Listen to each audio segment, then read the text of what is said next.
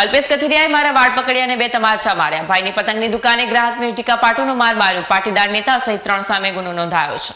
મળતી માહિતી મુજબ વરાછાના ભરતનગર વિસ્તારમાં રહેતો 27 વર્ષીય યુવક ચંદ્રેશ વિઠ્ઠલભાઈ ભાલિયા ગત 14મી જાન્યુઆરીના રાત્રે તેના 2 મિત્રો સાગર ચૌહાણ અને અશ્વિન બારૈયા સાથે પતંગની ખરીદી કરવા નીકળ્યો હતો. તેઓ સરથાણાના કિરણ ચોક પાસે આવેલા પાટીદાર પાઘડીવાળા પતંગ સ્ટોર પર પહોંચ્યા.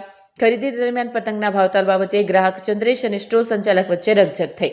આ સામાન્ય બોલાચાલી જોતજોતામાં ઝઘડામાં ફેરવાઈ પરિસ્થિતિ વણસતા સ્ટોલ ચાલકે તેના ભાઈ અને પાટીદાર નેતા અલ્પેશ કથિરિયાને સ્થળ પર બોલાવ્યા. આક્ષેપ મુજબ અલ્પેશ કથિરિયા ત્યાં પહોંચતા જ મામલો વધુ ગંભીર બન્યો. અલ્પેશ, તેના ભાઈ અને અન્ય એક શખ્સ મળીને ગ્રાહક ચંદ્રેશ અને તેના મિત્રો સાથે ગાળાભાડી કરી. વાર્તા ત્યાંથી ન ટકતા ત્રણેય શખ્સોએ ચંદ્રેશ અને તેના મિત્રોને ધોલ ધપાટ કરી ધક્કા મૂકીનો માર માર્યો. આ ઘટના બાદ ઇજાગ્રસ્ત ચંદ્રેશ અને તેના મિત્રો તાત્કાલિક સરથાણા પોલીસ મથકે પહોંચ્યા અને હુમલાખોરો વિરુદ્ધ કડક કાર્યવાહીની માંગ કરી. બનાવ આપણે 13 તારીખે રાત્રે અમે પતંગની ખરીદી કરવા ગયા. આપણે કિરણ ચોક ગયા અને પાટીદાર પાઘડીવાળાનો સ્ટોલ હતો અને ત્યાં અમે 5 થી 10 મિનિટ ઉભા રહ્યા. એટલે એનાઉન્સ કરતા એક લોકો ગાળ બોલી એનાઉન્સમાં સ્પીકરમાં કે મેં કીધું આ 2 થી 3 વાર ગાળ બોલી. એટલે મેં એનાઉન્સ કરતા એની પાસે ગયો. મેં કીધું આ જે માણસ મેં કીધું ગાળ બોલે છે, મેં એનાઉન્સ ના કરે. મેં કીધું અહીંયા કોઈની મા બેન દીકરીઓ નીકળે તો આ રીતના ગાળ ન બોલે. મેં કીધું સભ્યતામાં થોડીક વાત કરો તો સારું લાગે. પછી થોડીક વાર થયું એટલે કોકની યારે બબાલ કરવા માંડ્યા, ખુરચીને એવું ઉડ્યું. એટલે મેં ડાયરેક્ટ પીસીઆરમાં ફોન કરી દીધો. પીસીઆરમાં ફોન કરીને ડાયરેક્ટ પીસીઆર આવી ગયા. પછી અલ્પેશ કથિરિયા અને તેના ભાઈ બંને આવીને અને પછી બધાને ગાળું બોલોચને મારવા માંડ્યા.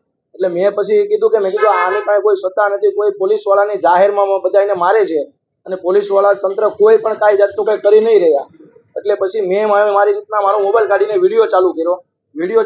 એટલે ડાયરેક્ટ જ મારી પાસે આવીને અલ્પેશ કથિરિયાએ મારો મોબાઈલ ચોંટી લીધો અને આંચકી લીધો અને મને 2 લાપટ મારી દીધી કે તું વિડીયો કેમ ઉતારશો. મેં કીધું કે હું જાહેરમાં વિડીયો ઉતારું, પણ હું બીજા કોઈનો વિડીયો નથી હોતો. એમ કરીને એનો ભાઈ મારી પાછળ આવીને મને મારા વાળ પકડી લીધા અને પછી મને માર્યો અને નીચે બેસાડી દીધો, જમીનમાં બેસાડી દીધો. 5 થી 10 મિનિટ મારા વાળ પકડ્યા. પછી થોડીક રેન વાર લાગી એટલે પાછો હું નાથી નીકળી ગયો. એટલે પાછો મેં વિડીયો ચાલુ કર્યો કે આ મને હજી મારે છે, તમે કોઈ પોલીસવાળા કેમ કોઈ કાંઈ વસ્તુ કરતા નથી. કોઈ પણ પોલીસવાળાનું તંત્ર આખું ઊભું હતું, પણ કોઈ વસાડે કોઈ મારો બચાવ કરવા આવ્યું નહોતું. 5 થી 6 પીસીઆર ઊભી હતી, કોઈ મેડમ પીએસઆઈ ઊભા હતા, કોઈ મને બચાવ કરવા મારું કોઈ નહોતું આવ્યું. અને પોલીસથી આગળનો કોઈ માણસ હશે કે આ કોઈ આને પોલીસથી આગળ જતો હશે કે અલ્પેશ કથિરિયા નામ માણસ હશે ત્યાંનો, એટલે કોઈ આગળ ન આવ્યું હોય એવું મારું કહેવું. પછી મને મારા વાળ પકડીને મને એ પીસીઆરમાં બેસાડ્યો. પીસીઆરમાં કે ભાઈ ચાલ લુકા તું બેસી જા. પોલીસવાળાએ મને કોઈ વસ્તુ નથી કીધું. મને પોતે વાળ પકડીને પીસીઆરમાં બેસો. મેં પીસીઆરવાળાને કીધું કે મારે સરથાણા મારે પોલીસ સ્ટેશનમાં મારે ફરિયાદ કરવી છે. એટલે મારી રીતના આવો બનાવ બન્યો છે. ખોટી રીતના મને મારા વાળ પકડીને મને બેસાડ્યો અને માર્યો છે. અને હું નિર્દોષ છું અને મને માર્યો છે, પણ મને ગુનેગાર બતાવે, સાબિત કરે છે કે મારે આ રીતના મારે કોઈ વસ્તુ હું કઈ ગુનેગાર નથી. ફરિયાદ નોંધાવી. પછી ફરિયાદ મને જો અત્યારે મારું ખોટી રીતના મારું પેપરમાં બધે એટલે મારું અત્યારે ખોટી રીતના બધું આપે છે.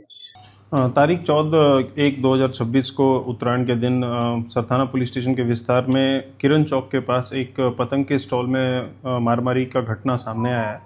उसमें जो फरियादी है उनका नाम चंद्रेश भाई भालिया है, जो कि LH रोड वराछा के रहने वाले हैं.